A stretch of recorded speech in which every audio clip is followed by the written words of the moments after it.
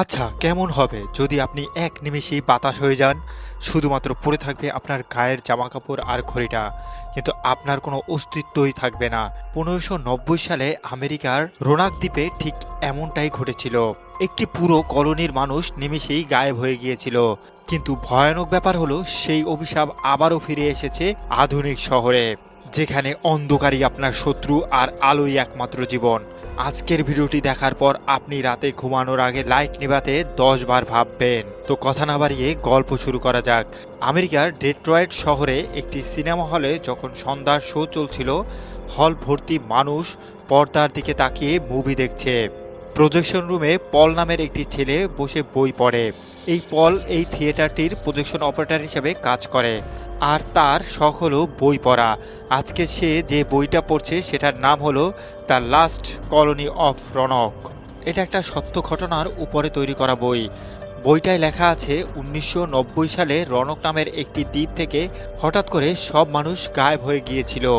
গায়েব হওয়ার পর কোনো চিহ্নই নেই, শুধু একটাই শব্দ লেখা ছিল দেয়ালে, ক্রিয়াট ওয়ান। পাল বইটা পড়তে পড়তে এতটাই মগ্ন হয়ে যায় যে মুভির ইন্টারভেল হয়ে গেছে সেটাও সে খেয়াল করে না। এবার ইন্টারভেলের সময় সে তার এক বান্ধবীর সাথে কথা বলতে চায়। তারপর আবারও মুভি চালু করে সে তার নিজের জায়গায় বসে পড়ে। ঠিক সেই মুহূর্তে পুরো থিয়েটারের লাইট বন্ধ হয়ে যায়। চারপাশে ঘন অন্ধকার নেমে আসে। পল প্রথমে ভাবে হয়তো সাধারণ কোনো একটা পাওয়ার কাট হয়েছে, তবে ইমার্জেন্সি লাইট তো জ্বলে ওঠার কথা। তাই সে তার টর্চ জ্বালিয়ে বাইরে দেখতে আসে যে আসলে কি হয়েছে। কিন্তু করিডোরে সে পল যা দেখলো সেটা তার মাথায় একদমই ঢোকে না। মেঝেতে ছড়িয়ে ছিটিয়ে আছে মানুষের জামাকাপড়, জুতো, মানিব্যাগ সহ সবকিছু, কিন্তু সেখানে কোনো মানুষ নেই। কিছুক্ষণ আগেও এই করিডোরে ভিড় ছিল, মানুষ পপকর্ন কিনে কথা বলছিল। এখন এখানে রয়েছে শুধুমাত্র নিস্তব্ধতা। পলের মাথায় প্রথম যে চিন্তাটা এসেছিল সেটা হলো সবাই গেল কোথায়। সে হলের ভিতরে যায়, আর সেখানেও একই দৃশ্য। সিটগুলোতে শুধুমাত্র কাপড় পরে আছে, তবে কোনো মানুষ নেই। ঠিক তখনই সে সিকিউরিটি গার্ডকে দেখতে পায়। সেই গার্ডও একই রকমের বিভ্রান্ত ছিল। সে বুঝতে পারছে না যে আসলে কি হয়েছে এখানে। তারপর তারা দুজনে মিলে পুরো বিল্ডিং চেক করতে যায়, তবে কাউকে তারা খুঁজে পায় না। এদিকে সিকিউরিটি গার্ড হঠাৎ দূরে কাউকে দেখতে পায় এবং সেদিকে চলে যায়। কিন্তু পলের টর্চ লাইট সেই মুহূর্তে মিটমিট করতে থাকে।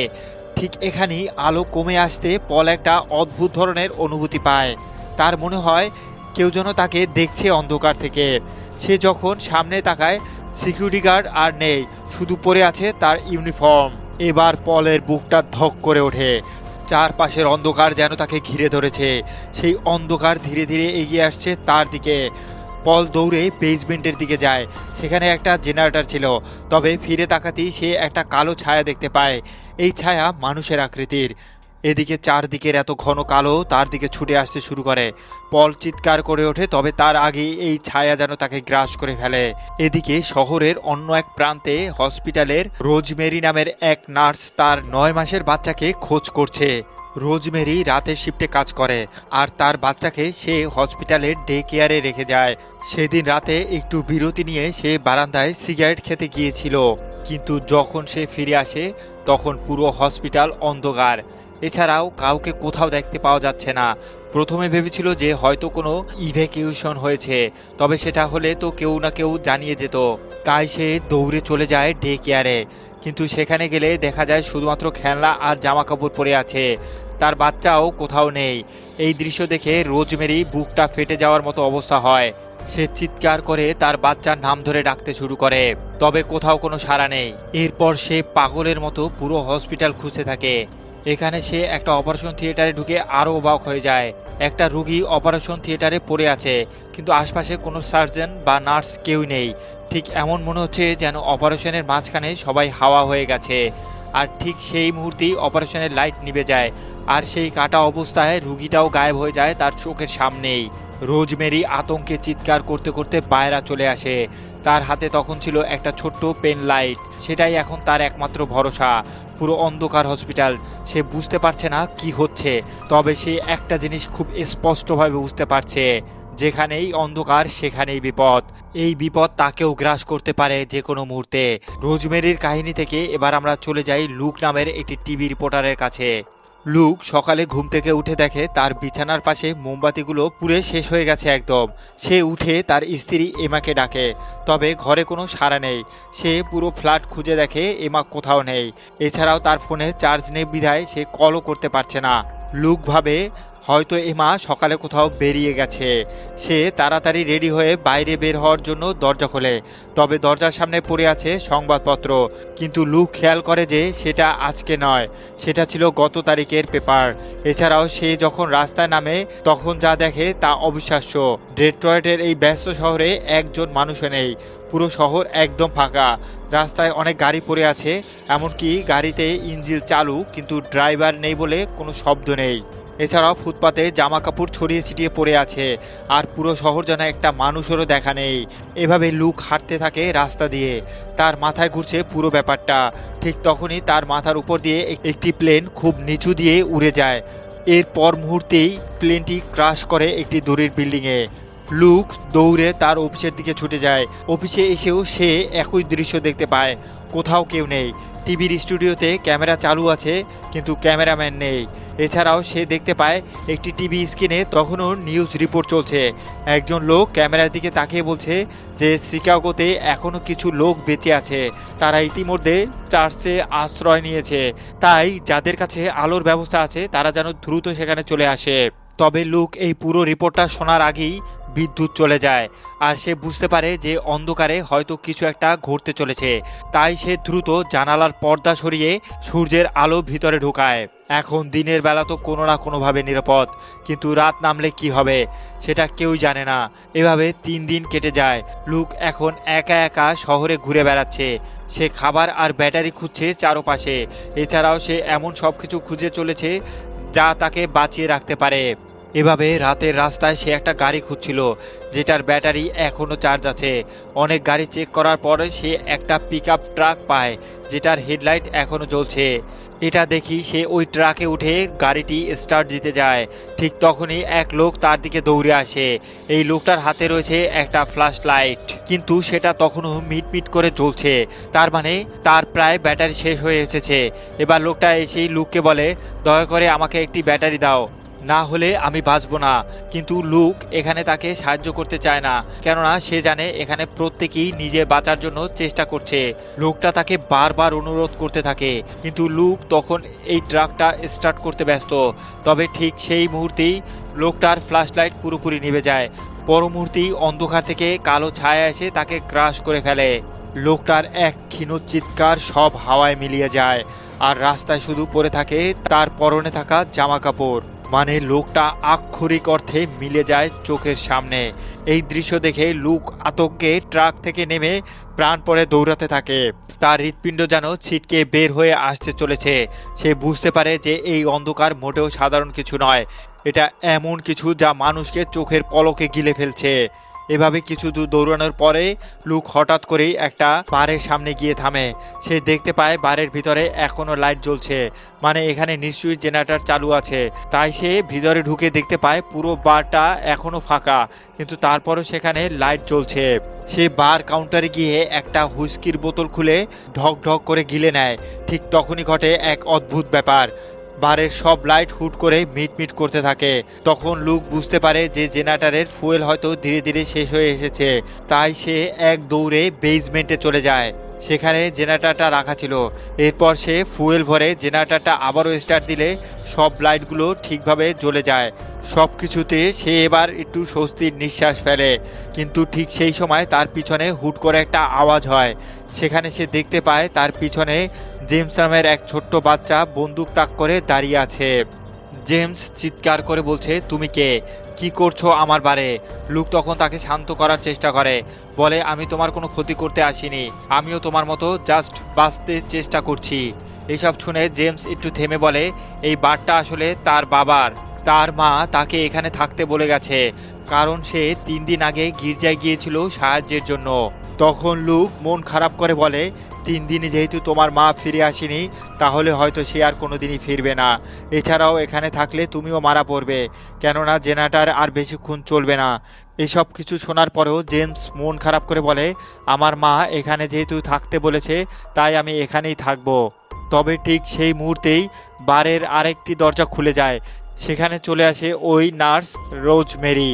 তার চোখ লাল, চুলগুলো একদম এলোমেলো, আর হাতে একটা গ্লাই স্টিক জ্বলছে। সে চিৎকার করে বলতে থাকে, আমার বাচ্চা কোথায়? তোমরা কি আমার বাচ্চাকে লুকিয়ে রেখেছো? লুক তাকে শান্ত করতে যায়, কিন্তু রোজমেরি ব্যাগ থেকে একটা পিস্তল বের করে তার দিকে তাক করে। সে চিৎকার করে বলে, আমার বাচ্চাকে এক্ষুনি দাও, না হলে আমি গুলি করে দেব। তখন লুক জানায় যে তোমার বাচ্চা এখানে নেই, তোমার মতো আমরাও আটকা পড়ে আছি। এই সব কথায় তার হুঁশ ফেরে এবং পরবর্তীতে রোজমেরি কান্নায় ভেঙে পড়ে। জেমস তখন তার কাছে ধীরে ধীরে যায় এবং তাকে সান্ত্বনা দেয়। রোজমেরি শান্ত হয়ে বলে, আমি হসপিটালে কাজ করি, জাস্ট 5 মিনিটের জন্য বাইরে গিয়েছিলাম, গিয়েই দেখি সবাই গায়েব হয়ে গিয়েছে। আমি 3 দিন ধরে আমার বাচ্চাকে খুঁজছি। আমি ভেবেছিলাম যে হয়তো আমার স্বামী তার বাচ্চাকে নিয়ে গেছে, কারণ সে প্রায় এই বারে আসতো। এখন লুক তাকে জিজ্ঞাসা করে যে তুমি 3 দিন ধরে বেঁচে আছো কিভাবে? তোমার কাছে তো কোনো ফ্ল্যাশ লাইট দেখছি না। তখন রোজমেরি তার গ্লোই স্টিক দেখিয়ে বলে, এগুলোর জন্য বেঁচে আছি, আর হসপিটালে এমন গ্লো স্টিক অনেক রয়েছে। এই জিনিসগুলো ব্যাটারি ছাড়াও 12 ঘন্টা পর্যন্ত জ্বলতে পারে। এরপর সে জেমসের গলায় একটা গ্লো স্টিক পরিয়ে দেয়। তারপর তারা তিনজনে একসাথে বসে সেই রিপোর্টারের কথা বলে।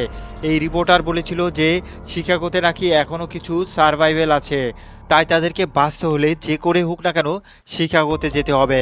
এখন শিকাগোতে তারা কিভাবে যাবে সেই প্রশ্নের উত্তরেই লুক জানায় সেই ট্রাকের কথা, যেটা সে রাস্তার কাছে পেয়েছিল। সেই ট্রাকটা যেহেতু এখনও চালু আছে, তাই তাদেরকে ওটা নিয়েই যেতে হবে। তবে এসব কথাবার্তার মাঝখানেই হঠাৎ করে একটি চিৎকার ভেসে আসে। কেউ বলে উঠেছে, হেল্প, আমাকে সাহায্য করো। এমন করুণ কণ্ঠ শুনে রোজমেরি দরজা খুলে তাকে সাহায্য করতে যায়, কিন্তু লুক তাকে থামিয়ে দেয়।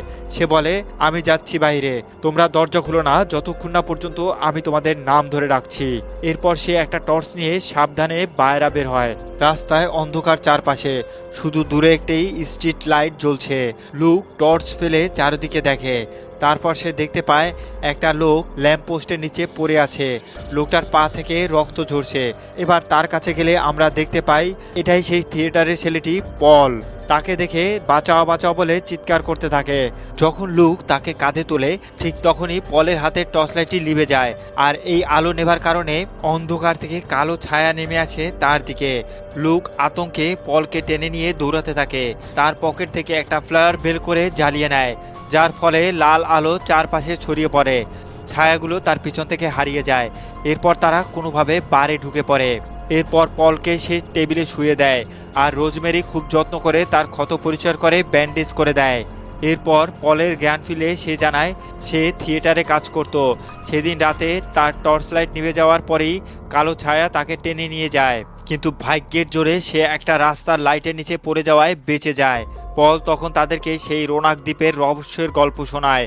সে জানায় কিভাবে 1590 সালে একটি দ্বীপের মানুষ হুট করে গায়েব হয়ে গিয়েছিল। এছাড়াও সে বলতে থাকে তখনও ঠিক এমনটাই হয়েছিল, যে মানুষ হাওয়ায় মিশিয়ে যাচ্ছে, শুধুমাত্র পড়েছিল তার ব্যবহৃত জিনিসপত্র। এসব শুনে রোজমেরি বলে, আসলে এসব আল্লাহর শাস্তি, মানুষ প্রচুর পরিমাণে পাপ করছে, তাই এমনটা হচ্ছে। তবে লুক এ কথাটা শুনে একদম ক্ষেপে যায়। সে বলে, যদি তাই হয় তাহলে তোমার ওই 9 মাসের বাচ্চার কি পাপ করেছিল? এটা আসলে কোনো শাস্তি নয়, এটা হচ্ছে অন্য কোনো এক বিপদ। এভাবে তাদের তর্ক বিতর্কের মাঝেই বারের লাইট আবারও মিটমিট করতে শুরু করে। পল জানায় জেনারেটরের তেল আবারও শেষ হয়ে এসেছে, তাই এই মুহূর্তে তাদের কিছু লাইট বন্ধ করতে হবে, যাতে জেনারেটরটা বেশিক্ষণ ধরে চলে। যার ফলে সে বেসমেন্টে গিয়ে কয়েকটা লাইট বন্ধ করে দিয়ে আসে। জেমস এসব দেখে ভয় নিয়ে জিজ্ঞাসা করে, আমরা আর কতদিন এখানে টিকে থাকতে পারবো? পল মাথা নিচু করে জানায়, বড় জোর আর একদিন। এরপর এখানেও হয়তো অন্ধকার নেমে আসবে। এভাবে রাত যত গভীর হয় সবার চোখে মুখে ভয় বাড়তে থাকে। আজ কারো ঘুমানোর সাহস নেই। আর ঠিক সেই মুহূর্তেই জেমস শুনতে পায় তার মায়ের গলা। তার মা বাইরে থেকে ডাকছে, জেমস, আমি এসে গেছি, দরজা খোলো। জেমস তো খুশিতে লাফিয়ে উঠে দরজা খোলার জন্য দৌড় দেয়, কিন্তু রোজমেরি তাকে একদম শক্ত করে ধরে ফেলে। সে বলে, দাঁড়াও জেমস, ওটা তোমার মা না, এটা একটা ফাঁদ। জেমস তো কান্নাকাটি শুরু করে দিয়ে বলে, না, আমি আমার মায়ের গলা চিনি। কিন্তু লুক তখন তাকে টেনে ধরে বলে, শোনো আমার কথা, আমি টিভিতে একজনকে বলতে শুনেছি এই ছায়াগুলো প্রিয় মানুষের গলা নকল করতে পারে, আর তারা সেটা নকল করে তোমাকে ফাঁদে ফেলার জন্য। চিন্তা করো কি এক ভয়ানক অবস্থা। এদিকে বাইরে আবারও আওয়াজ ভেসে আসে, জেমস, আমার খুব কষ্ট হচ্ছে, দরজা খোলো। জেমস তখন থরথর করে কাঁপছে আর তার চোখ দিয়ে টপ টপ করে পানি পড়ছে, তবে সে আর দরজার দিকে যায় না, যার ফলে কিছুক্ষণ পরে ওই আওয়াজটা ধীরে ধীরে বন্ধ হয়ে যায়। এবার তারা তিনজন একদম প্রস্তুত। লুক আর রোজমেরি বাইরে বের হয়ে যায়। তারা হাঁটতে হাঁটতে এক ব্লক দূরে গিয়ে ট্রাকটাকে দেখতে পায়। ট্রাকটা তখনও ওখানে দাঁড়িয়েছিল আর হেডলাইট তখনও জ্বলছিল, কিন্তু দেখা যায় ইতিমধ্যেই সেই আলোটাও ক্ষীণ হয়ে এসেছে। এবার তারা ট্রাকের পিছনে গিয়ে ধাক্কা দিতে শুরু করে, কিন্তু ট্রাকটা বেশি ভারী, যার কারণে সেটা সহজে নাড়াতে পারছিল না। কিন্তু প্রাণপণ দিয়ে তারা জোরে ধাক্কা দেয় আর ট্রাকটা ধীরে ধীরে আগাতে শুরু করে। এভাবে কিছু দূর যাওয়ার পরে লুকের পা হুট করেই পিছলে যায় আর সে খুব বাজেভাবে মুচকে ফেলে। লুক ব্যথায় চিৎকার করে ওঠে, সেখানেই পড়ে যায়। রোজমেরি তাকে ধরে ফেলে, জিজ্ঞাসা করে, তুমি ঠিক আছো তো? লুক জানায় সে হাঁটতে পারছে না, তার পা একদমই মচকে গিয়েছে। এসব কথা শোনার পর রোজমেরি তাকে পাশে বসায়। ঠিক এই মুহূর্তেই রোজমেরি হুট করেই দেখতে পায় এক বাচ্চা মেয়ে রাস্তার ওই পাশে দাঁড়িয়ে আছে। মেয়েটার হাতে একটা পুতুল। রোজমেরি তাকে ডাক দেয়, এই দিকে আসো, আমরা তোমাকে সেভ করব। মেয়েটা তাদের দিকে কিছুক্ষণ তাকায়, কিন্তু হঠাৎ মেয়েটার চোখ বড় বড় হয়ে যায়। সে যেন তাদের পিছনে কিছু একটা দেখে ফেলেছে। এই দৃশ্য দেখে মেয়েটা চিৎকার করে পালিয়ে গেলে রোজমেরি কিছুই বুঝতে পারে না যে কি হলো, কিন্তু পিছনে ঘুরতেই যা দেখতে পায় তাতে তার রক্ত হিম হয়ে যায়। এদিকে রোজমেরি দেখতে পায় সেই ছায়াটা লিওকের পিছু করছে। তাই এবার সে লিওকে বাঁচানোর জন্য দ্রুত হেডলাইট অন করে দেয়, আর এর ফলে লিও কোনো রকম সেই যাত্রায় বেঁচে যায়। অন্যদিকে পল অনেক সময় ধরে জেমসের জন্য অপেক্ষা করছিল, কিন্তু জেমসকে যখন তার কাছে ফিরে আসতে দেখে না, সে নিজেই জেমসকে খুঁজতে যায়। তবে এখানে পল দেখতে পায় বাড়ির কোথাও জেমসের কোনো চিহ্ন নেই, শুধু সেখানে পড়ে রয়েছে জেমসের একটা গ্লোই স্টিক। এই দৃশ্য দেখে পল এবার বেশি দুশ্চিন্তায় পড়ে যায়। তাই পল তাকে খোঁজার জন্য বাড়ির বেসমেন্ট পর্যন্ত চলে আসে, কিন্তু বেশ কিছু দূর যাওয়ার পর পল দেখতে পায় যে এই বারের নিচে একটা সিক্রেট রাস্তা আছে। এরপর সে ওই টানেল দিয়ে দ্রুত চলে যায় জেমসকে খুঁজতে, কিন্তু টানেলের একদম শেষ অংশে চলে এসে সে দেখতে পায় সেখানে আর কোনো রাস্তা নেই, বরং দরজাটা একটা দেয়াল দিয়ে ঘেরা। তখন সে হঠাৎ পিছনে ঘুরে তাকায়, আর সেই মুহূর্তেই দেখতে পায় আবারও সেই কালো ছায়াটা তার দিকে ছুটে আসছে, আর কিছুক্ষণের মধ্যেই সেই কালো ছায়াও তাকে গ্রাস করে নেয়। কিন্তু এখানে আমরা দেখতে পারি এতক্ষণ পল এই সব কিছুই স্বপ্ন দেখছিল, কিন্তু তারপরে হঠাৎ করে পলের উপরে থাকা লাইটটা বন্ধ হয়ে যায়, যার ফলে এবার আর স্বপ্ন নয়, সত্যি সত্যি পলকে ওই কালো ছায়া এসে মুহূর্তের মধ্যেই বাতাসের মধ্যে মিলিয়ে দেয়। অন্যদিকে জেমসকে আমরা দেখতে পাই তার গ্লো স্টিক থাকার কারণে সে বেঁচে গিয়েছিল। এর কিছুক্ষণের মধ্যেই সেখানে আরও লাইট জ্বলে উঠলে জেমস তখন সঙ্গে সঙ্গে পলকে দেখতে যায়, কিন্তু সেখানে এসে সে দেখতে পায় পল আর বেঁচে নেই, বরং সেও হাওয়ায় মিশে গেছে। অন্যদিকে লিউক আর রোজমেরিকে দেখা যায় তাদের ট্রাকের লাইটও অন অফ হতে শুরু করেছে। তাই লুক কোনোভাবে আর একটা গাড়ি থেকে তাড়াতাড়ি একটা অ্যান্টেনা নিয়ে আসে। আসলে এটা দিয়ে তারা একটা মশাল বানাতে চাচ্ছিল, কিন্তু তাদের কাছে মশাল জ্বালানোর মতো কোনো লাইটার ছিল না। এদিকে লুক তার পায়ের প্রচণ্ড রকমের ব্যথার কারণে সেখান থেকে পালাতে পারছে না। রোজমেরির হাতে যে লাইটটা ছিল সেটাও কিছুক্ষণের মধ্যে বন্ধ হয়ে যাওয়ার জোগাড়। তাই আর কোনো উপায় না পেয়ে রোজমেরি তখন তাকে একটা হসপিটালে নিয়ে যেতে থাকে, যেখানে সে চাকরি করে। এই হসপিটালে এসে তারা একটা লাইটারও পেয়ে যায়। এবার এই লাইটারের সাহায্যে তাদের বানানো মশালটিও জ্বালিয়ে নেয়। এরপর রোজমেরি লুককে জানায় যে সে এখান থেকে রাবিং অ্যালকোহল নিতে চায়। এই রাবিং অ্যালকোহল দিয়েই হয়তো আগুন জ্বালানোর কাজ করা যাবে। এবার সে লুককে বিশ্রাম নিতে বলে সে একটা স্টোর রুমে চলে যায়।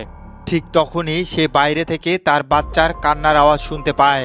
হুট করে নিজের সন্তানের শব্দ পেয়ে রোজমেরি নিজেকে আর কন্ট্রোল করতে পারে না। সে দ্রুত সেই দোলনার কাছে চলে যায় যেখান থেকে সেই শব্দটা আসছিল। কিন্তু আমরা তো জানি এই সব কিছুই একটি কালো ছায়ার ফাঁদ। আর মুহূর্তের মধ্যেই সে ওই ফাঁদে পড়ে যায়। রোজমেরিও গায়েব হয়ে যায় চিরতরে। এই দৃশ্য দূর থেকে লুক দেখতে পেয়ে দ্রুত সে ট্রাক নিয়ে ওই বারে চলে আসে। কিন্তু বারের জেনারেটর ইতিমধ্যে শেষ হয়ে গিয়েছিল। আর সেখানে দেখা যায় ভয়ে আতঙ্কে জেমস এক কোণায় পড়ে আছে। আর টেবিল উপরে পড়ে রয়েছে শুধুমাত্র পলের জামা কাপড়। তখন লুকের আর বুঝতে বাকি থাকে না যে পলের সাথেও ঠিক কি হয়েছে। তার মানে এখানে কেবল বেঁচে আছে শুধুমাত্র জেমস আর লুক। তারা এখন কি করবে? তবে এভাবে বসে থাকলে তো আর হবে না। তাই তারা একটা প্ল্যান করে ফেলে। জেমস ট্রাকের ড্রাইভিং সিটে বসবে আর লুক জেনারেটরের সাহায্যে ট্রাকে পাওয়ার দেওয়ার চেষ্টা করবে। তো প্ল্যান মোতাবেক তারা ঠিক সেটাই করে। জেমস ট্রাকে উঠে বসে আর লুক যান প্রাণ দিয়ে জেনারেটরের সাহায্যে ট্রাকের ইঞ্জিনে পাওয়ার দেওয়ার ট্রাই করতে থাকে। অনেক সময় ধরে চেষ্টা করার পর কোনো মতে তারা ট্রাকটাকে স্টার্ট করে ফেলে। কিন্তু মুশকিল হলো জেনারেটরের সব পাওয়ার তখন ট্রাকে খরচ হয়ে যাওয়ায় পুরো বারের ইলেকট্রিসিটি হুট করে চলে যায়। আর বিপদটা ঠিক এখান থেকেই শুরু হয়। সেই সময় লুক বাড়ির ভিতরে একা ছিল, যার ফলে লাইট নিভতেই সেই ভয়ঙ্কর ছায়া তাকে গ্রাস করতে আসে। তবে লুক একদম নিজের জীবন হাতে নিয়ে দৌড়ে কোনো রকমের ট্রাকের কাছে চলে আসে। তারা দুজন মিলে দেরি না করে তাড়াতাড়ি ট্রাকটা নিয়ে সেখান থেকে পালিয়ে যায়। কিন্তু পালানোর সময় ট্রাকের ইঞ্জিনের ঢাকনাটা তখনও খোলা ছিল। লুক এবার সেটা যখন বন্ধ করতে যায় ঠিক তখনই দেখতে পায় সামনে একটা বিশাল গির্জা রয়েছে। আর গির্জার সামনে আসতেই জেমস হুট করে তার মায়ের গলার আওয়াজ শুনতে পায় গির্জার ভিতর থেকে। জেমস তো তখন একদম দিশেহারা। সে আর দেরি না করে এক দৌড়ে গির্জার ভিতরে চলে যায়। লুক তাকে বারবার চিৎকার করে বাধা দেওয়ার চেষ্টা করছিল, কারণ লুক ভালোভাবেই জানতো যে এটা নির্ঘাত সেই কালো ছায়ার এক ভয়ঙ্কর ফাঁদ। কিন্তু জেমস তখন কোনো কথাই শুনছে না। তাই বাধ্য হয়ে লুক একাই সেখানে চলে যাওয়ার সিদ্ধান্ত নেয়। কিন্তু ঠিক যখনই সে গাড়িটা স্টার্ট দিতে যাবে তখনই রাস্তার ওপরে তার নজর পড়ে সেই লেখাটায়, যেটা নিয়ে পল আগে বলেছিল। অন্যদিকে জেমস ধীরে ধীরে গির্জার ভিতরে এগিয়ে যাচ্ছে আর তার পিছনে সেই কালো ছায়া তার কাছে চলে এসেছে। তাকে যখন সেই কালো ছায়া গ্রাস করতে যাবে ঠিক সেই মুহূর্তেই লুক তার ট্রাক নিয়ে সোজা গির্জার ভিতরে ঢুকে পড়ে। আর এই আলোর কারণেই সেই কালো ছায়াটা তার কাছ থেকে ফিরে যায়। এরপর জেমস তাকে বারবার বলতে থাকে তার সাথে আসার জন্য, কিন্তু জেমস তখন নাছোড়বান্দা। সে লুকের কোনো কথাই শোনে না। সে ওখান থেকে দৌড়ে আবারও তার মাকে খুঁজতে চলে যায়। তখন লুক আর কোনো উপায় দেখতে না পেয়ে আবারও জেমসের পিছনে দৌড়ায়। কিন্তু এবার ঘটে সব থেকে ভয়ানক ঘটনা। হুট করে তাদের ট্রাকের লাইট পুরোপুরি বন্ধ হয়ে যায় আর আলো নিভতেই সেই কালো ছায়া এবার গ্রাস করে ফেলে লুককে। জাস্ট চিন্তা করো, এই সময় কেবলমাত্র জেমস ছাড়া আর কেউ বেঁচে নেই। জেমস তখন প্রচণ্ড ভয়ে সে তাড়াতাড়ি গির্জায় থাকা মোমবাতিগুলোর সামনে গিয়ে বসে পড়ে। আর ফাইনালি এবার ওই মোমবাতির আলোর কারণে কালো ছায়াগুলো জেমসের কোনো ক্ষতি করতে পারে না। এভাবেই জেমস পুরো রাত সেখানে ক্লান্ত হয়ে পার করে। পরের দিন সকালে জেমস ঘুম ভাঙে, তখন তার সামনে ওই ছোট্ট বাচ্চাটাকে দেখতে পায়, যাকে আমরাও এর আগে দেখেছিলাম।